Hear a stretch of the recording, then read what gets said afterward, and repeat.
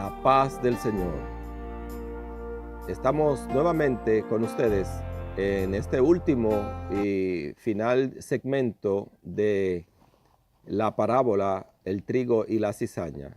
Estamos cubriendo la serie de las parábolas y tú puedes adquirirla completamente gratis, los 18 tomos, yendo a nuestra página. Estamos en el volumen 6. Puedes seguir con nosotros todos los sábados. No tienes que ir al principio, puedes seguir con nosotros porque nosotros a medida que vamos avanzando repetimos definiciones y volvemos a hacer generalidades. Ya hablamos de la ocasión de la parábola, el contexto, por qué se dijo, cuál era la intención de Dios cuando habló esas palabras. Ya vimos el texto y hoy nos corresponde a su significado. Síguenos y comparte con nosotros. Es un placer para nosotros de que escojas estudiar la palabra del Señor y nos tengas en tu memoria. Completamente gratis todos los comentarios bíblicos nuestros. No se vende ninguno y los videos y la clase y puedes preguntar. Dios nos ha llamado para traer un cuestionamiento, una mente crítica, analítica, un incentivo para que crezcas en la palabra. La parábola que tratamos hoy, que vamos a ver su significado, es la parábola de el trigo y la cizaña que se encuentra en el Evangelio según San Mateo, en el capítulo 13, y hoy vamos a hablar de el significado. Bueno, después que el Señor dio esa parábola, un poco más adelante, después del 24, en el versículo 37, perdón, el 36, dice: entonces, despedida la gente, entró Jesús en la casa, y acercándose a él sus discípulos, le dijeron: explícanos la parábola de la cizaña del campo. Las parábolas que Jesús había hablado había sido presentada dentro de un contexto que no voy a repetir todo eso porque tienes que ir, si estás viendo este segmento que es el tercero de esta parábola, debes de ir al primero y luego al segundo para que entiendas lo que significa el contexto y la ocasión. Ellos ahora le preguntan a él que le dé el significado de la parábola y es una palabra bien sencilla. Él le da un significado claro. Él les dice: respondiendo él les dijo: el que siembra la buena semilla es el Hijo del Hombre. El campo es el mundo. La buena semilla son los hijos del reino, y la cizaña son los hijos del malo. El enemigo que la sembró es el diablo. La siega es el fin del siglo, y los segadores son los ángeles. De manera que, como se arranca la cizaña y se quema en el fuego, así será en el fin de este siglo. Enviará el Hijo del Hombre a sus ángeles y recogerán de su reino a todos los que sirven de tropiezo y a los que hacen iniquidad, y los echarán en el horno de fuego. Allí será el lloro y el crujir de dientes. Entonces los justos resplandecerán como el sol en el reino de su Padre. El que tiene oídos para oír, oiga. Bueno, el significado de esta parábola ya está dada. Y nosotros lo que vamos a hacer es que vamos a abundar un poquito más. ¿Por qué abundar un poquito más una parábola que ya Cristo dio su significado? Es una pregunta que siempre me hacen. Bueno, cuando Jesús estaba vivo, caminando sobre la tierra antes de su crucifixión, muerte y resurrección y ascensión a los cielos, antes no había venido el Espíritu Santo todavía, el Consolador. Jesús está hablando a personas que no tienen el Espíritu Santo dentro para entender y comprender. Por eso vemos que aún los mismos discípulos del círculo íntimo no entendían la palabra. Ellos le llamaron cuando estaban en la casa solo. Cuando Jesús está hablando, siempre que usted lee en Mateo, Marcos, Lucas y Juan, a ese Cristo terrenal, a ese Cristo expiación, pre-sacrificio y glorificación, Él está hablando a personas que no tienen el Espíritu Santo de Dios. Está hablando a personas que son de la raza judía, de la religión judía, están en el territorio de Israel, son hebreos. Está hablándole a personas que tienen una perspectiva de reino localizado. Cuando Jesús hablaba de reino, ellos pensaban en el trono de David, en el territorio de Israel, en las 12 tribus. Pero Jesús había otro sentido más amplio y espiritual del reino, el reino de Dios, que ellos no entendían. El reino de Dios tiene diferentes enfoques. Está primeramente ese reino terrenal que tiene un territorio, Israel, que tiene un trono, el trono de David, que tiene un pueblo, una raza, y que no toda persona pertenece a ese reino. Las cosas que se hablan con referencia a ese reino tienen que ver con el pueblo de Israel. Pero cuando se habla de reino hay un sentido espiritual también. Habla del reino que involucra el reino espiritual, donde el trono está arriba en los cielos, donde el territorio no es la tierra. Por eso es que las personas que no entienden esto, usted lo ve, conquisto mi tierra, sana mi tierra y todas esas cuestiones porque están confundidos con el trono, con el reino terrenal de Israel. Y si usted es dominicano, cubano, venezolano, usted no tiene nada que ver con... A usted no le van a dar una parcela allá en Israel, eso está ya repartido ya entre las 12 tribus, no hay tierra para ti ahí, ni para mí. Nosotros pertenecemos a un reino espiritual, el trono arriba de los cielos. Somos ciudadanos no de la tierra, somos ciudadanos de los cielos. Nos hemos sido hechos participantes de la naturaleza divina. ¿Ves? Nosotros tenemos una herencia que no es terrenal. Entonces, esa diferencia entre el reino terrenal y el reino espiritual se ve muy marcada a la gente que no saben poner en contexto. Hay que estudiar la Biblia. Es bueno que leas la Biblia en orden. Si comienzas en Mateo hasta que termine y en Génesis hasta que termine el Antiguo Testamento, para poder tener un cuadro general y no estar cogiendo pasajes aislados y cortando como un sastre que terminan con el traje de su prejuicio que ya querían llegar.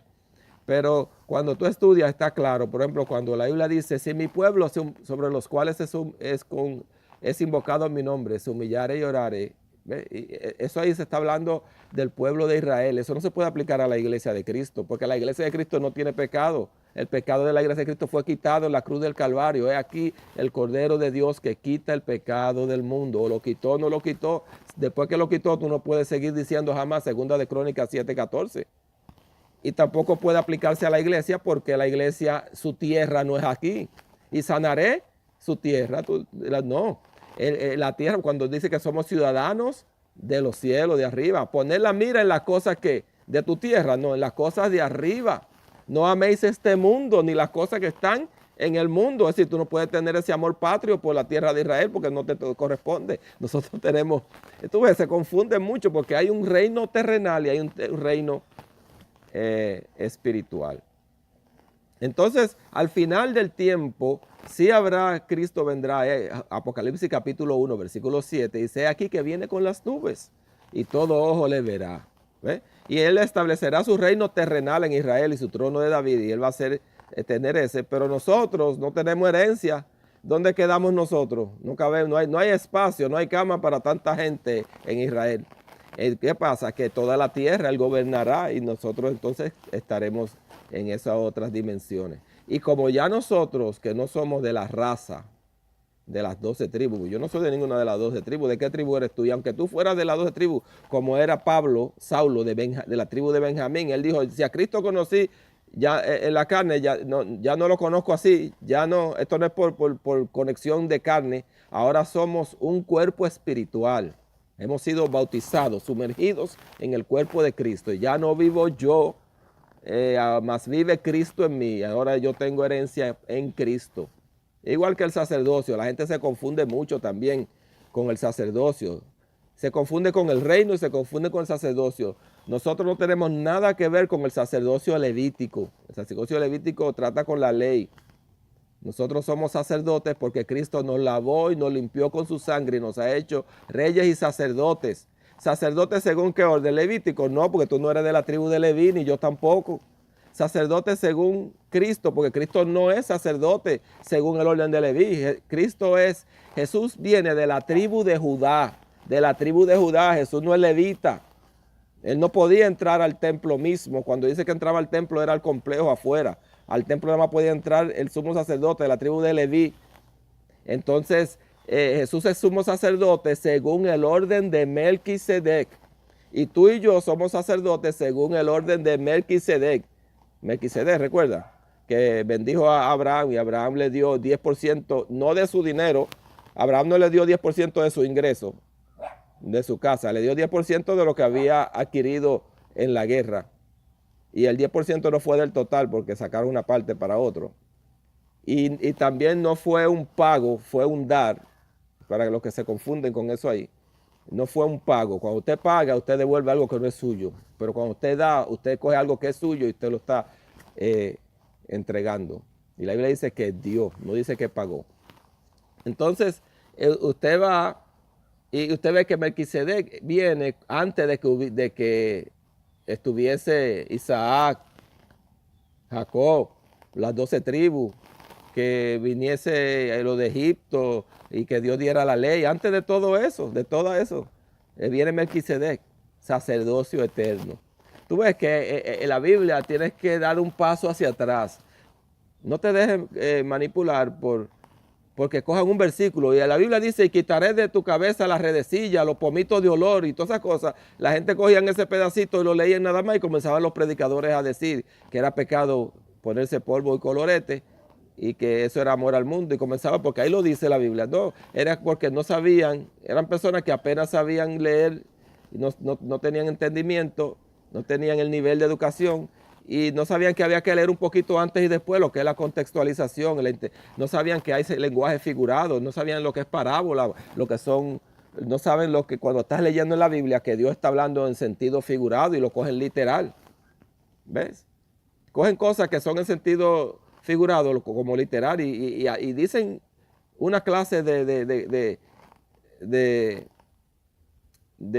cosas asombrosas que yo me quedo, yo digo, pero Dios mío, ¿qué es esto? Si basta con haber ido a la escuela y saber lo que es un pleonasmo, lo que es una metáfora, un símil, lo que es, tú sabes, basta con un nivel tal vez de 7º grado de educación para saber que eso no es así. Y usted lo oye hablando de que Dios lo entrega a los verdugos. Oye, pero porque cogen literalmente algo que... y la gente pues están ciegas siguiendo eso. Y yo quiero que ustedes vean cómo este estudio de las parábolas lo que hace realmente es enseñarte a ti, equiparte a leer la Biblia de cierta forma. A no leer la Biblia y tomar las cosas de que un versículo y ya. No, a que cuando leas un versículo tienes que ver quién estaba hablando, a quién se le estaba hablando, por qué intención tenía la persona, si estaba hablando literalmente, si estaba hablando en sentido figurado. Te tienes que ver el cuadro general de ese libro, después tiene que haber un cuadro más general, si está en el Antiguo, en el Nuevo Testamento, si está hablándole a Israel. En la Biblia tienes que distinguir cuando Dios le está dando instrucciones al pueblo de Israel y cuando Dios le está hablando instrucciones a otro pueblo que se llama la Iglesia de Cristo, donde no hay hombre ni mujer, ni esclavo ni libre, no hay judío ni griego. ¿Ves? Ahí no hay hombre ni mujer. Entonces a veces cogemos pasajes y normativas y instrucciones que Dios da para Israel y la aplicamos a la iglesia y entonces ahí vienen confusiones. Igual que en la familia, yo siempre le exhorto a todos ustedes. Tengo que tomar esto porque estoy viendo mucha reacción de mucha gente y reaccionan con honestidad porque le estamos retando, pero es que no saben ir al contexto. Mira, hay reglas que funcionan en la casa que no funcionan en la iglesia, porque la familia no es algo que se desempeña en el plano espiritual. La familia comienza con un hombre y una mujer y serán una sola carne, no un solo espíritu. Yo sé que a ti te han dicho que se hacen un espíritu, pero eso es mentira. La Biblia dice lo contrario, y serán una sola carne. Y que cuando se muere ya la mujer no está bajo eso, ni el hombre. ¿Por qué? Porque eso es algo en el plano carnal. Entonces las reglas que se imponen en la familia tienen que ver con un cuerpo y una dimensión de la carne terrenal social. Y esas reglas no valen para la iglesia, que es un grupo espiritual. Ya no vivo yo, mas vive Cristo en mí. Es un cuerpo espiritual. Entonces por eso es que usted ve que en algunas iglesias ponen las mujeres que se sienten a la derecha y los hombres a la izquierda. Pero ¿cómo va a ser que en la iglesia pueda haber distinción entre hombre y mujer? Si la Biblia dice que en Cristo ya, aquí todos somos uno. Y no hay hombre ni mujer. Ve, es porque se confunden y entran con cuestiones culturales. Yo te quiero incentivar en este segmento a que te detengas y mira, investiga la diferencia entre la iglesia, entre Israel, entre los gentiles. Hay varios grupos. Hay veces que Dios está hablando a la iglesia, otra vez Él está hablando a Israel, otra vez Él está hablando a los gentiles. ¿Te das cuenta? Y también quiero que distingan, por favor, de que Cristo antes de nacer era el verbo. Juan capítulo 1, versículo 1 dice, en el principio era el verbo y el verbo era con Dios y el verbo era Dios. ¿Ve? El verbo. Y el versículo 14 de ese mismo capítulo 1 del Evangelio según San Juan dice, y aquel verbo, ¿ve? Que era Dios, fue hecho carne, ¿ve? Nació como Jesús, ¿ve? Fue hecho carne y habitó entre nosotros y vimos su gloria. Entonces tenemos al Hijo de Dios antes del nacimiento, al Hijo de Dios encarnado, viviendo en la tierra. Y ese Cristo que usted oye hablando ahí, hasta que da su vida, muere, resucita y asciende, ese Cristo ya no lo vemos más así según la carne, no, ya no más así. Cristo resucitó y ahora vemos a Cristo glorificado. Cuando Cristo estaba en la tierra y Él hablaba todo, lo hablaba todo como un judío, como un practicante del judaísmo, de la ley. Por eso a Él le preguntaban, maestro, ¿qué debo de hacer para ser salvo? Él no le decía, cree solamente y serás salvo. No, Él le decía, la ley, conoce los mandamientos. ¿Qué hacía? Siempre los refería a la ley. Cristo, siempre que le preguntaban, ¿cómo puedo ser salvo? Lo mandaba a las obras, a salvación por obra, porque Jesús estaba predicando salvación por obra, porque todavía salvación por gracia y por fe no había sido revelada, era un misterio. El diablo ni el hombre, ni los estudiosos sabían el plan secreto de Dios, que Él iba a salvar al hombre por fe y no por obras. Luego viene Pablo y lo dice que por las obras de la ley ningún hombre se justificará delante de Él. ¿Qué pasa? ¿Que Jesús no sabía eso? No, Jesús lo sabía. Lo que pasa es que Él dijo, hay cosas que yo no le puedo decir ahora porque ustedes no la entienden, es un secreto. Si el diablo hubiera sabido que el hombre iba a ser justificado por la fe y no por obras, no hubiera crucificado a Cristo. Si ellos hubieran entendido eso, no, le hubieran puesto, dijo una persona, me dijo, que le hubieran puesto guardaespaldas a Jesús para que no se hubiera muerto, porque con su muerte Él salvaba al mundo. Pero cuando le preguntaban a Jesús, ¿cómo es de ser salvo? Él siempre lo llevaba a la ley, cumple la ley. Y cuando una persona como el joven rico había cumplido la ley casi perfecta, le miró el corazón y vio que en el corazón no tenía primero a Dios y le dijo, entrega lo que tienes primero, que es tu riqueza y tus bienes. Y entonces ahí fracasó, porque nadie puede cumplir la ley, nadie se justificará ante Dios por la ley. Entonces, cuando luego él sigue ahí, ¿qué quiere Jesús? Que tú trates de salvarte cumpliendo la ley, para que cuando el hombre tratara de cumplir la ley y fracasara y no pudiera, se rindiera y viniera ante Dios y dijera, Señor, yo traté de ser bueno y ganar el cielo y siempre fallo, porque aunque sea de pensamiento, de entre otras cosas, fallo. Y aquí me rindo pecador y me declaro pecador y me confieso pecador. Y entonces Dios le diga, bien, te rendiste, no puede, ve que no puede, ahora yo te voy a salvar. Yo soy Jehová, tu salvador. Ahora ven y ven a través de este vehículo. Declárate culpable y Jesucristo toma la culpa tuya y toma tu lugar y va a la muerte, porque la paga del pecado es muerte, y va y muere. Y tú tomas el lugar de Cristo. Y ahora ya no vivo yo, mas vive Cristo en mí. ¿Te das cuenta? Que entonces hay una confusión grande de decir, mira, Cristo enseñaba esta cosa, que tiene que hacer esto, que no, porque hay cosas que Jesús dijo que hiciéramos cuando Él estaba en la tierra, que no se aplican ahora. Si tú sigues todo lo que Jesús predicaba, mientras Él estaba en la tierra, tú tendrías que ir y seguir un mandamiento que Él dio. Jesús dio un mandamiento, que fueras a la sinagoga judía y que te sentaras allí a aprender de los rabinos, de los escribas y los fariseos, y que tú obedecieras y vivieras lo que enseñan los judíos. Aunque tú no hicieras como ellos hacen, pero que sí tenías que obedecer. ¿Y por qué no vemos a la mayoría de los cristianos haciendo eso? ¿Sabes por qué? Porque entendemos de que Jesús estaba predicando la ley y todavía no la gracia. Él hablaba un poquito de la gracia como futuro. Por eso cuando Él habla de la iglesia, no habla de la iglesia como que ya está presente. Dice, sobre esta roca edificaré mi iglesia. ¿Ves? No está edificada todavía. Es una cosa del futuro. Y era un misterio. ¿Ves? Él la va a edificar después. Pero mientras tanto, Él sigue cumpliendo, porque Cristo vino a cumplir la ley perfectamente y predicar la ley. Y entonces ahí viene mucha confusión. Cristo dice esto, Cristo dice aquello, y no sabe que Cristo está hablando. Lo que tú no entiendes ahora, lo entenderás después. ¿Qué tuve que decir él? Entonces, ¿qué yo quiero que tú hagas? Quiero que vayas a la Biblia y te detengas y hagas una investigación de que mires la prédica de Cristo. Tú ni yo podemos cumplir con lo que Cristo predicó. Yo no puedo cumplir lo que Cristo le dijo a Nicodemo y al joven rico y al otro. ¿Qué haré para que sea salvo? Y ve y cumple toda la ley. Ni tú ni yo podemos, porque vamos a fallar. Y el que falla en algo de la ley, aunque haya cumplido casi todo, es culpable de toda la ley. ¿Ves? Que te vas a fundir como quieras. Entonces yo vengo a Cristo por la gracia, por fe, porque yo he aceptado el sacrificio expiatorio, sustitución. Cristo fue en mi lugar y murió sentenciado a muerte. Yo me desvío un poquito de la interpretación de la parábola porque veo tanta confusión. Y la confusión viene aún entre muchos ministros, porque tienen un sancocho, una mezcla.